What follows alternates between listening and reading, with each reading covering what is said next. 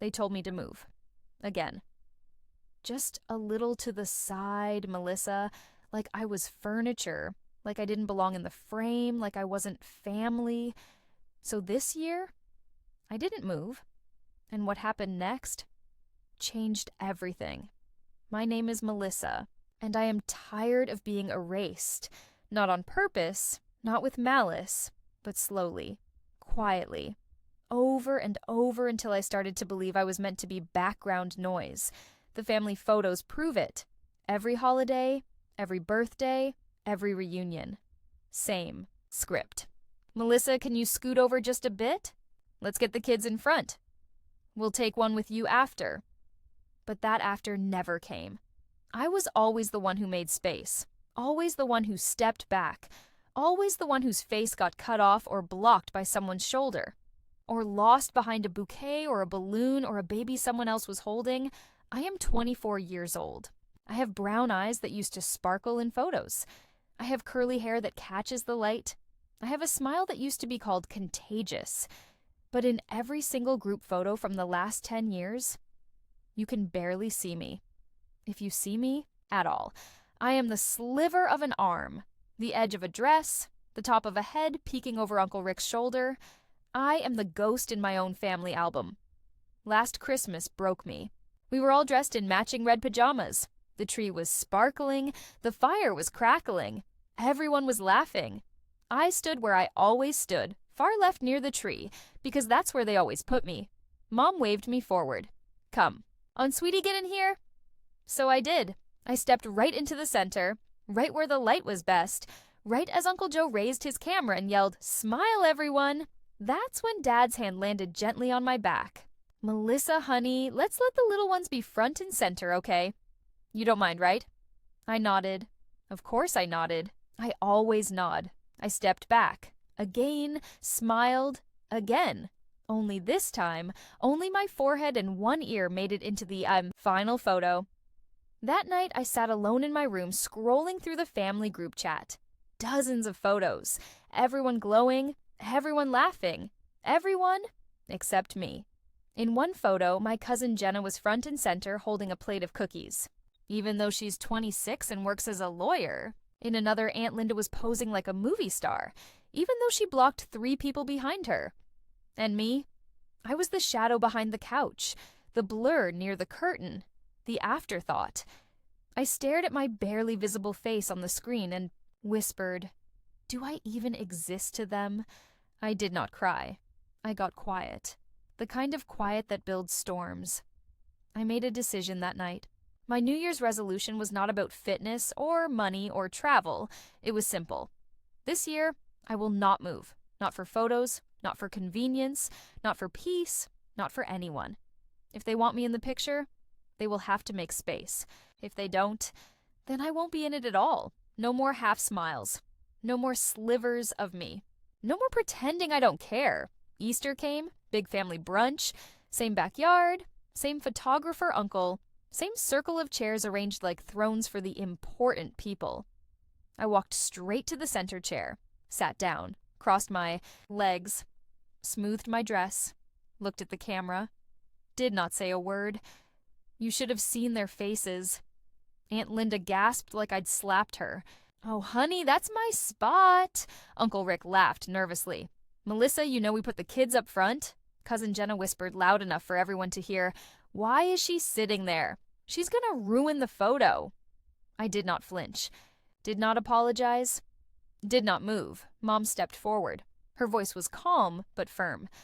"Actually, let's try it this way. Melissa deserves to be seen." Dad opened his mouth, closed it, looked at me, really looked at me. For the first time in years, the photographer shrugged. "All right, say cheese." Click. For the first time in my entire life, I was front. I was center. I was whole. I was smiling. Not the polite smile I always wore, but the real one. The one that reaches my eyes. The one that says, "I belong here." They posted the photo that night. Within an hour, the comments flooded in. "Who is that stunning girl in the middle?" "Melissa looks amazing." Finally, a photo where everyone is included. She's glowing! My cousins were confused. Aunt Linda was fuming. But something else happened too. My little cousin Mia, 8 years old, ran up to me the next day at brunch. She grabbed my hand and said, "Melissa, you looked so pretty in the picture. Can I sit by you next time?" I knelt down and hugged her. So tight, I thought my heart would burst. That one photo started a quiet earthquake in our family. At Mom's birthday party 2 weeks later, I sat center again. No one asked me to move. At the beach trip, I planted my towel right in the middle of the group. No one blinked. At the 4th of July barbecue, I set my plate at the head of the table, where Dad always sat. He paused, looked at me, then sat down right beside me and said, "You earned this spot." I did not have to beg, I did not have to shout. I just stopped disappearing, and they finally saw me. But what happened next? That's where everything flipped upside down, because the biggest twist was still hiding in Grandma's closet, and it was about to change how I saw my whole life. After 4th of July, things kept shifting, slowly, quietly, but surely. People started looking at me when they spoke. Not over me, not past me, at me. Mom asked my opinion on where to hang new curtains. Dad asked if I wanted to lead the toast at his work dinner. Even Aunt Linda, who used to accidentally block me in photos, asked if I wanted to sit beside her at the garden party. I said yes, not to be nice, but because I finally believed I deserved to be there. I stopped apologizing for taking up space. I stopped shrinking when someone walked in. I stopped letting my voice disappear when the room got loud. And the craziest part, the more I stood my ground, the more people leaned in, like they'd been waiting for me to show up all along. But the real earthquake, it came from Grandma's house. 2 weeks after the barbecue, she called me, voice trembling. "Melissa, I need you to come over. I have something to show you." I drove there that afternoon. Sun was setting. Her porch swing creaked in the breeze. She opened the door in her pink housecoat, eyes red like she'd been crying. Didn't say a word, just took my hand and led me to her bedroom. She opened her closet, pulled out an old shoebox tied with a faded blue ribbon, sat on the edge of her bed, motioned for me to sit beside her. My heart pounded. I thought maybe it was old letters, or jewelry, or a will. It was none of those things. She opened the box, and there I was. Dozens of photos. All of me. Me as a baby. Front and center in Mom's arms, wrapped in a yellow blanket, eyes wide and curious. Me at 5, standing on a stage holding a blue ribbon that said Storytelling Champion. Me at 12. Arms wide open, mid-laugh on a tire swing, hair flying like I didn't have a care in the world. Me at 16, wearing a paper crown that said, "Most likely to change the world," surrounded by cheering friends. Me at 20, alone, in my cap and gown, standing tall on graduation day, smiling like I knew I was going to be okay. Every single photo, perfect, clear, framed by love, saved with care, tucked away like sacred things. I picked one up. My fingers shook. "Grandma, why didn't you ever show me these?" She wiped her eyes with the back of her hand. "Because I didn't want you to feel worse. Every time they pushed you out of a photo, every time they made you move, I saw your face fall, and I couldn't fix it.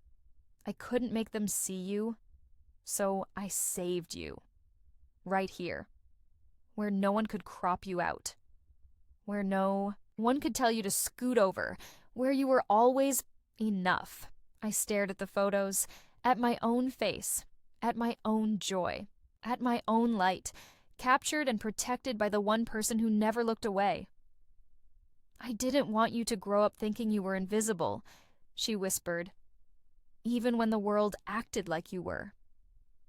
I hugged her, hard, and I cried.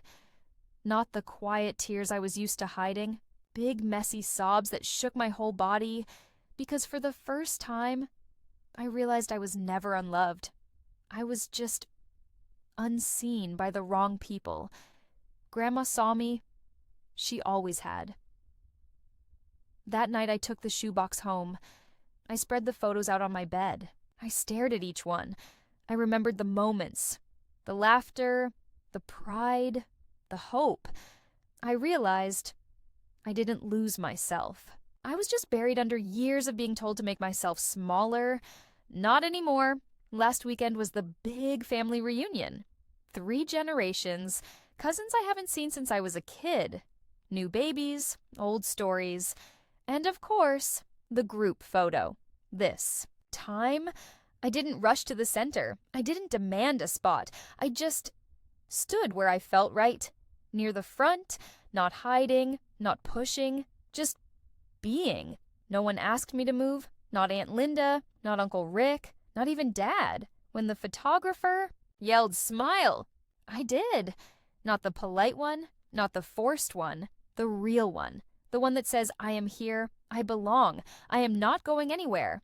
After the photo, Aunt Linda walked up to me, looked me in the eye, took both my hands in hers. "You know," she said, voice soft, "you've always been the glue in this family, the quiet one who remembers birthdays, the one who calls when someone's sick, the one who shows up, even when no one makes space for you. I'm sorry we made you feel like you weren't part of the picture." I didn't say anything. I just hugged her. And for the first time in my life, she hugged me back like she meant it. Now, I don't just wait to be included. I include others. At every gathering now, I find the quiet cousin in the corner. I pull the shy uncle into the circle. I kneel down to the little ones and say, "Come stand with me." I make sure no one is left on the edge. No one is cropped out. No one is told to move, because I know what it feels like, and I refuse to let anyone else feel it.